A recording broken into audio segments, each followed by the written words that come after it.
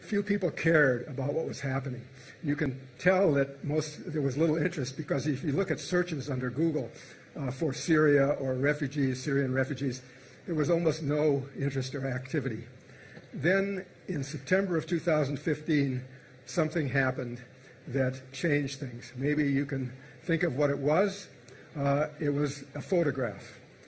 It was a photograph of a Syrian boy, Aylan Kurdi. He and his family were fleeing, trying to reach the shores of Turkey. Their boat capsized. Aylan drowned close to the shore and was washed up on the beach. This picture went around the world. In 4 hours after the picture was released, it had been seen by 20 million people. So my colleagues and I studied the impact of this photograph. For example, Sweden took in 150,000 Syrian refugees in 2015, and the Swedish Red Cross set up a fund to care for these refugees. That fund was receiving about $8,000 a day up until the point of this photograph. The day after the photograph was seen, the donations jumped from 8,000 to 430,000. Why was it that the 250,000 deaths prior to that point hadn't created the interest? Why did it take one photograph to do it? Again, this is shows the problem, the strange way that our minds work. Now, there's another problem that is psychological that reduces our tendency to act when we should, and that is a false sense of powerlessness. Even when we can do something important, it may not feel important, so we don't do it. And that is because we help other people, not only because they need our help, but because we feel good about helping them. Economists call this the warm glow of satisfaction you get when you help someone. And the problem with the feeling system is indiscriminate. It lets irrelevant feelings come in and integrate with the relevant feelings and sort of mess them up. So, for example, we found in our studies that if you're thinking about helping someone and then you learn there are other people that you can't help, it doesn't feel as good to help them, and you don't help them. So here's an example of the kind of experiment we did that demonstrates this. We gave people the opportunity to donate on behalf of a small child, 7 years old, who was facing starvation. We showed people her photograph, her name, and her age. A fair number of people donated. Then we brought in a second group, and we gave them the same opportunity to donate to the same child. But next to her picture, we put some statistics, the statistics showing that she was one of millions in her region who were starving. We thought that by putting these statistics next to her image, it would show people that this is a big problem and they should really help this child. The opposite happened. The donations dropped almost in half when people saw that she was one of millions. Apparently, it didn't feel as good to help this child when you realized that there were millions of children that you weren't helping, so you didn't help. But it doesn't even have to be millions of children that you can't help that can demotivate you from doing the help you can. We did a second experiment. We had 3 groups of people. One group was given the opportunity to help this child. A second group was given the opportunity to help a second child, a different child. A third group was given the opportunity to help. They saw both of these children, and they were told that their donation would go to one or the other, but not both. The donations dropped compared to the individual. So what we've learned from these studies is that anywhere from millions to even one person whom you can't help makes you feel less good about helping, and you may then not do the help that you're able to do. I mean, people could donate to these children, and they didn't because they were demotivated by the fact that they couldn't help everyone. This is wrong. This is the way our feelings react. We have to guard against it. Just because you can't help everyone doesn't mean you shouldn't help the people that you can help. It's another example of this perverse arithmetic of compassion that results from relying on your feelings rather than on slow thinking. Okay, so what's the next chapter in this story? I tell these stories about research not to depress people about the strange, bizarre ways our minds work, but in the hopes that if we understand this, we can guard against it, we can create ways of overcoming this and making the world a better place where we're not so complacent about mass atrocities. Let me just mention a few suggestions based on this research. For those of you who are refugees, let us come to know you. Tell us your stories. Let us come to know you as individuals. So tell us your stories, your hopes, your dreams, your struggles, and your successes. Don't let us think of you as statistics. For those of you who are citizens who care a lot about humanity, human rights, but feel overwhelmed and powerless to stop big things like genocide or mass atrocities, when you get the statistics or the numbers showing how big a problem is happening somewhere in the world, stop, use slow thinking, try to imagine some of the individuals who are being affected by this problem. You know, think of individuals beneath the surface of this statistic. Think also of the words of a survivor of the Holocaust who said, "It's not that there were 6 million Jewish people murdered by the Nazis. There was one person murdered again and again and again, 6 million times." Think of the individuality. And also, with regard to this feeling of lack of power, one way you can address that is by joining forces with NGOs and others who are dedicated to these problems and are doing heroic work. So amplify your own ability by joining forces with others who have power. And speaking of power, those of you in positions of power, recognize the limitations of the laws and policies and institutions that have failed to ensure that never again would genocide and mass atrocities take place.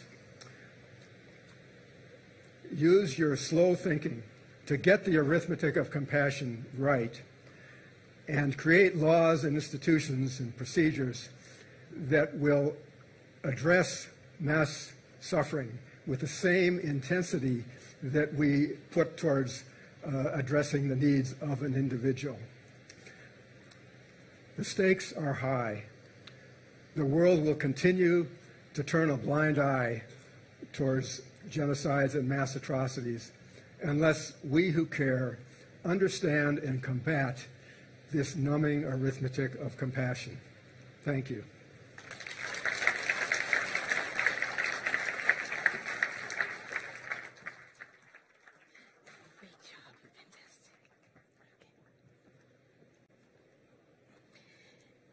So earlier today, we told you that there is a large screen right outside of this tent in the back where we think thousands of refugees are actually watching TEDx Kakuma Camp live.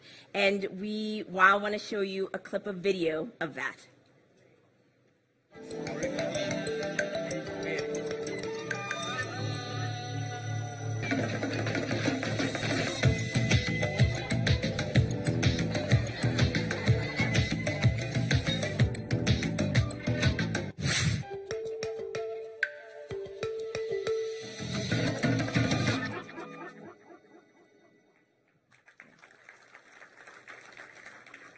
And it's very hot outside right now, so that's a lot of commitment for them to watch.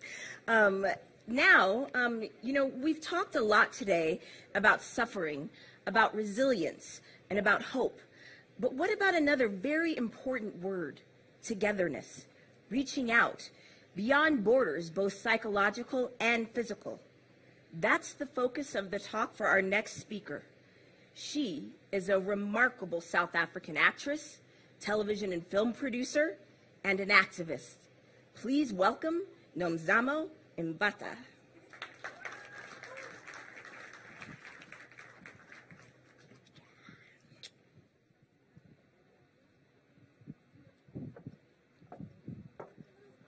The tragedies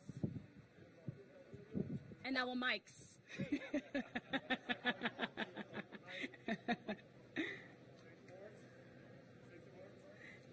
Our mic is working. Yes. Our wars, our tragedies, our challenges, our survival instinct, the traumas, and the different things that we have had to face take on so many different forms. Yet our need for protection, our love for life, the resilience and the ability to overcome, the want to overcome, can be so similar in human spirit.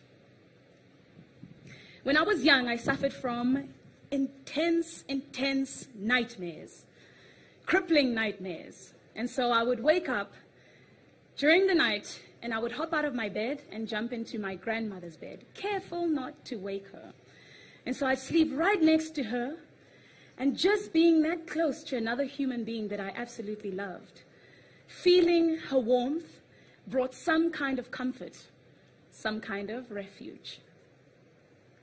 When I was 15 years old, my father passed away. And so for the very first time in my entire life, I had a whole big bedroom just to myself that I could sleep in.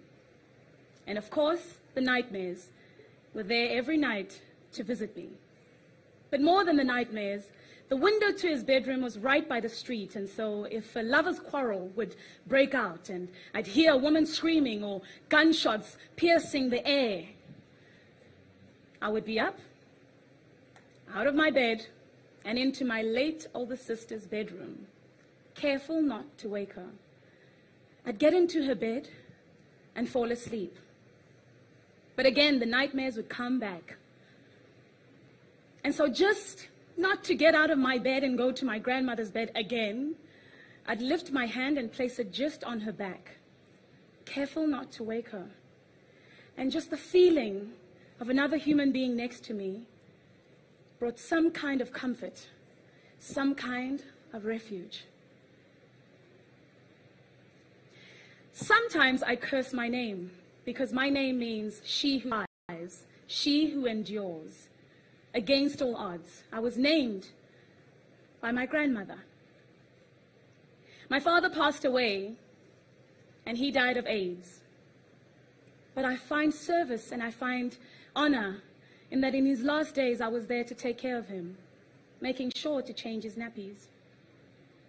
My grandmother passed away, and I was there to take care of her.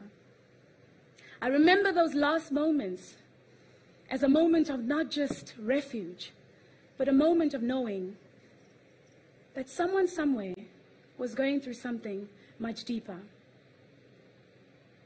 But every morning, I live my life with a simple rule.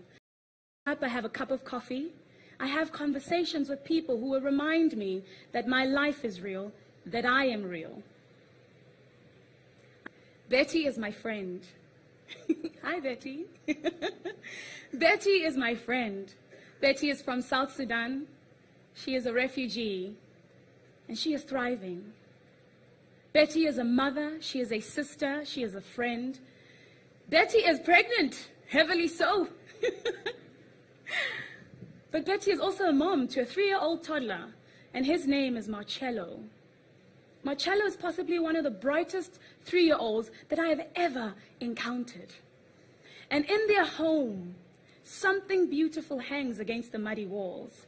It is a heart-shaped tinsel that they made for Betty when he was that they made for Marcello.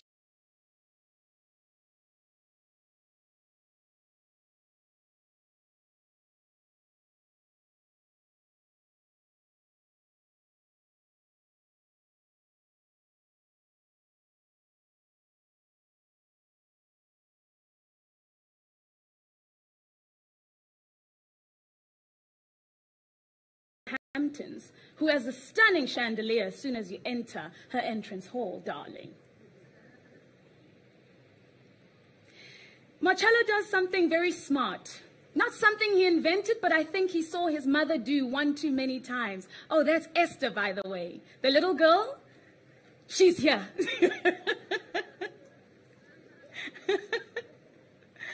Marcello does something smart, but I'm sure something that he didn't invent. Kind of saw maybe Betty do one too many times. He takes a rock and he opens the door and he places the rock against the door. It's nothing genius, but it's something so brilliant for a 3-year-old. It speaks about his observance. Betty smiles and looks down at Marcello. She rubs her belly.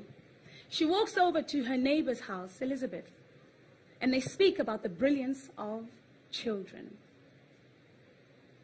Kind of like Victoria, all the way in the Hamptons, who sees her son do something brilliant, and she shouts downstairs, oh darling, come see your son, he's at it again. Betty and her neighbor will speak about the menial things, about how well the vegetable garden is growing. Oh, how hot the sun is today. Maybe that day, potential donors will come to Betty's house, and they will ask and prod and look. They will look at Betty and they say, what do you need?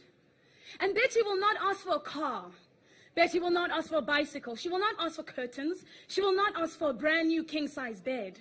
No, Betty will simply rub her belly and smile and say, all I need is for Esther to come out now because I need sleep.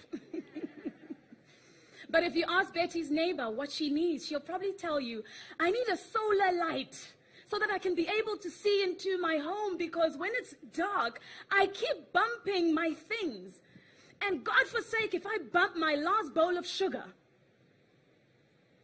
Kind of like Margaret in Mayfair, London, who experiences a power outage. And God forsake if she bumps her favorite urn, all hell will break loose. So you see, our challenges are different. Yet they are the small things that make us so similar. Another refugee may ask for stronger connection for Wi-Fi. Another, his cushion. Please, a brand new one for my wheelchair because my bum is sore now.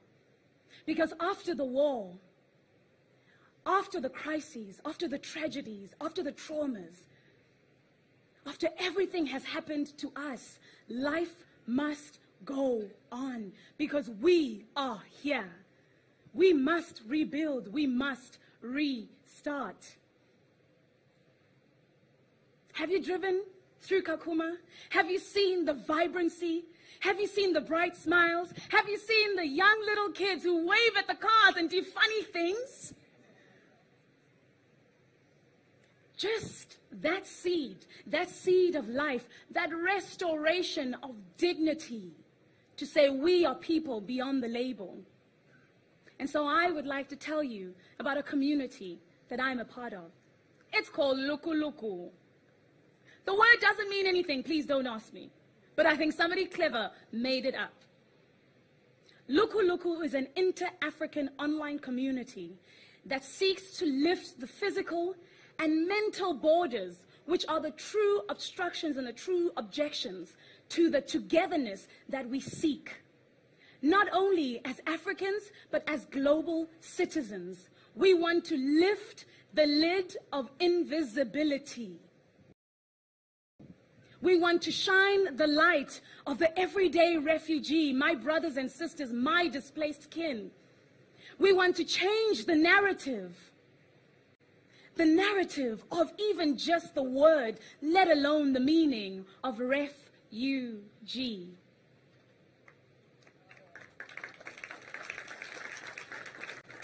We believe that our common language is the ability to overcome. Our common language is resilience. Our common language is hope. Our common language is togetherness. But most importantly, our common language is L-O-V-E, love. And so we are here. We are here to say that our displaced brothers and sisters, our displaced kin, say, please don't walk into my muddy home and look at the walls with droopy eyes and sadness. No, do not miss the history, because I have a portrait of my husband and I getting married. I have a heart-shaped tinsel that I made for my son when he turned 3. Question me about that. ask me about the fact that this home has birthed love, has birthed joy and laughter and turmoil and triumph. In fact, do me a favor, come to the stall.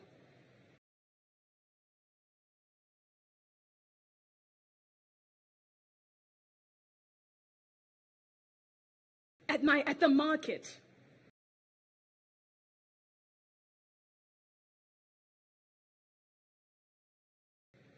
And buy a packet of mangoes. In fact, even if you're not going to buy it from me, buy it from my neighbor John. His look quite ripe today. So he's giving me tough competition. Even if you're not going to eat those mangoes, or lest you contract some kind of disease in disease-ridden refugee camps. Support my effort in surviving, support my effort in wanting to rebuild, support my effort in having a new hope, because a new dawn is here. And so I know that there's a tendency for us to ask each other why we support certain causes. And I suppose I support this particular human experience, this particular human story, this particular human cause, because I myself am somehow inherently a refugee. If you think about my grandmother, who was abducted at a young age and forced into child marriage, and a couple of years down the line, she thought there's no way. There must be a new dawn somewhere and a new hope. And she ran away.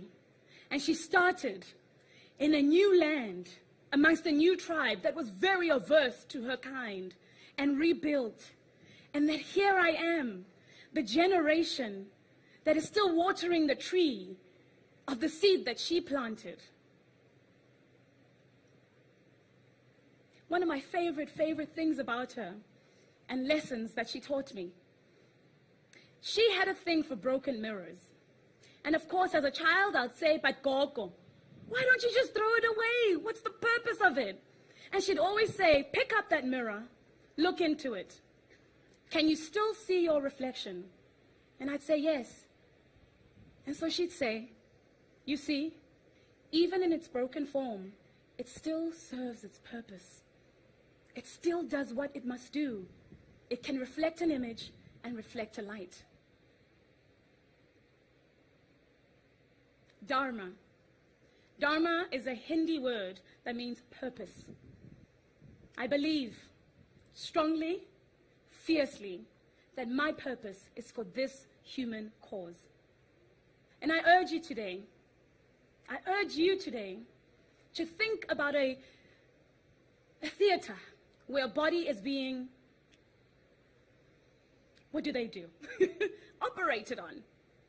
Think of the bed, think of the sheets, think of the tools, think of the bowls, think of the water, think of the staff that is needed, think of the surgeon. Think of the wound. That body is humanity. I can only but hope that you don't think you don't serve a purpose in that room. You can be the tool that the surgeon needs to operate on that body being humanity. You can be even the surgeon. I choose to be a surgeon for humanity.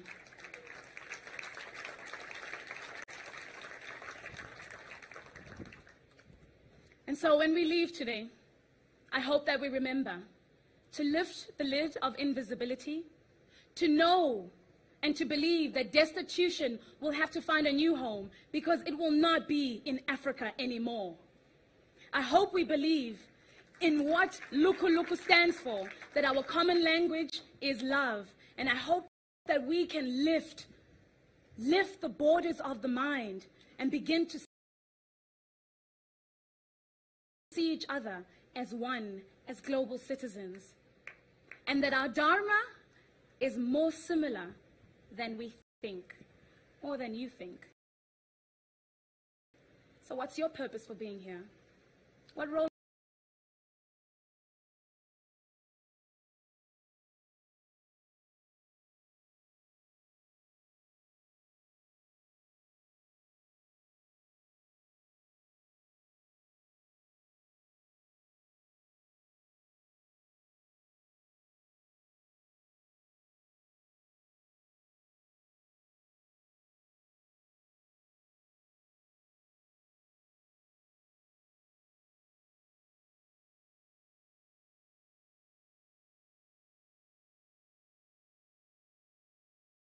are you playing in the operating room?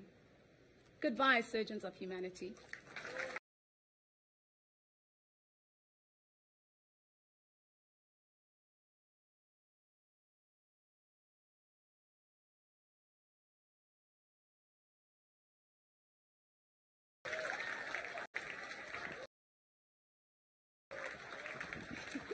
You were marvelous, marvelous, marvelous.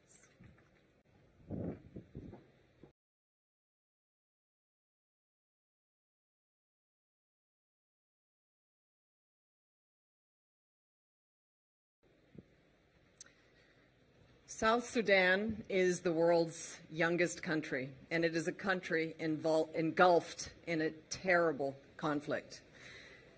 2.5, and I'm sorry, Paul, for using more statistics, but 2.5 million people have fled and are in refugees, many here in the Kakuma refugee camp. But our next speaker, Ria Uyada, decided to return home to the capital city of Juba to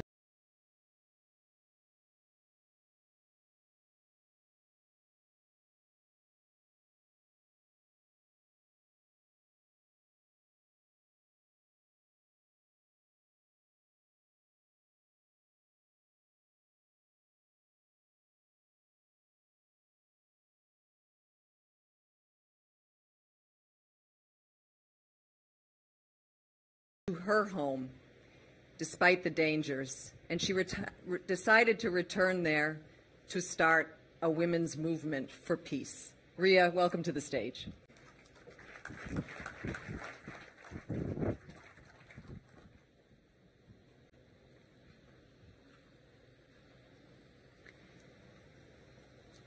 My relationship with war started when I was just a few months old. My mother, sister, and I fled Juba to Uganda. My father refused to come with us because he was scared of the unknown. And that's how a small family that had just been started was separated. My country, South Sudan, is the world's youngest country, born out of decades of war to attain independence from Sudan.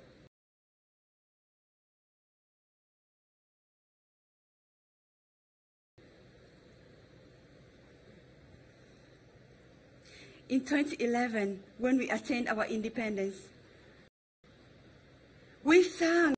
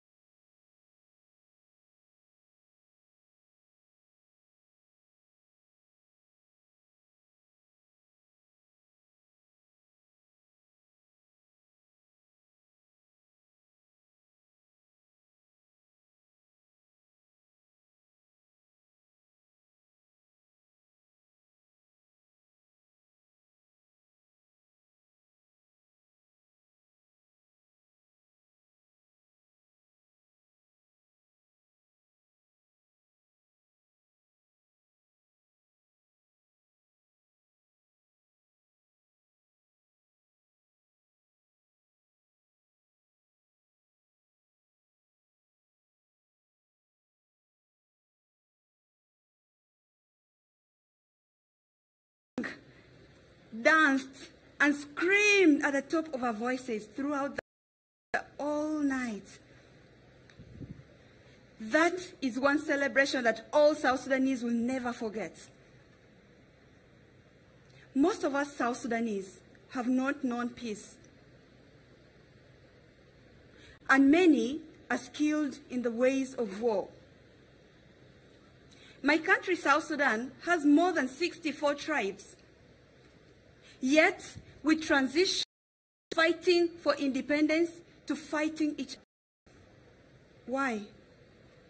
Some for power, some to control land, and some, they just want to defend their way of life and their sense of dignity. They say it takes a village to raise a child. I say it will take every South Sudanese working together to change the story of South Sudan. From war and devastation to hope and peace.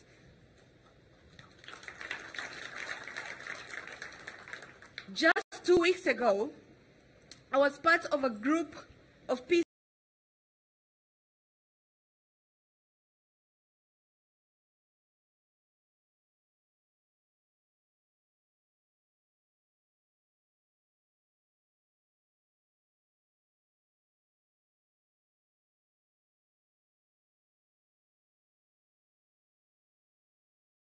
activists that traveled to Addis Ababa to support the peace process.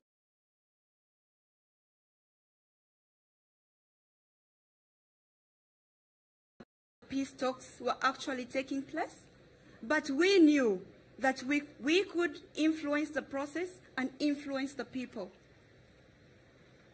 We talked to our warring parties and all the participants at every opportunity that we had. We used a drawing to look like if we all work together. On this side, as you can see, this is reality back home. Women dying before their children. Children dying in the hands of their mothers. The country in chaos. Take a look at this side and imagine if we all as South Sudanese work together, what country we would have. We would have a beautiful country, a prosperous country, a country where children are even going to school. I remember we used the same drawing, and I used this drawing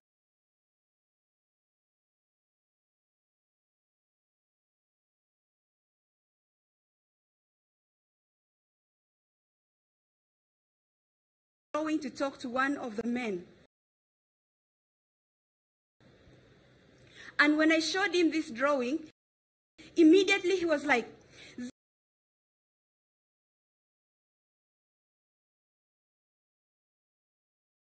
this picture is pushing us out of the country. But later he came back and said, wait,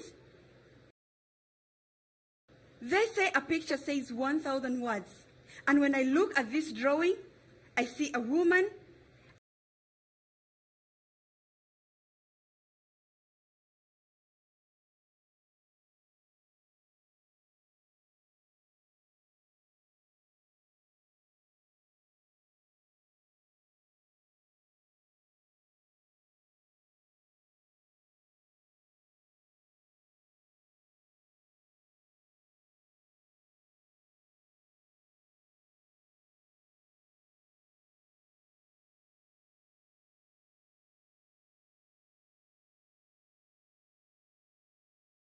I see a man and I see a soldier rolling and pushing away all the ugly side.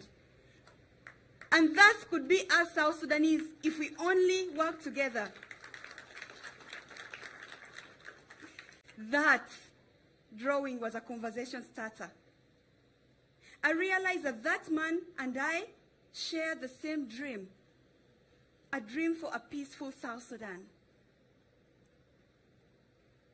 Despite that dream, we all came away very disappointed. Why? Because once again, those peace talks did not bring the peace that we were all yearning for. There have been so many peace agreements signed in the past, and they've all fallen apart. Since December 2013, 2.5 million people have fled the country. 63% of those are children, and many sought refuge here in Kakuma, where we are today. Inside my country, war impacts part of our lives. Over 2 million people are internally displaced.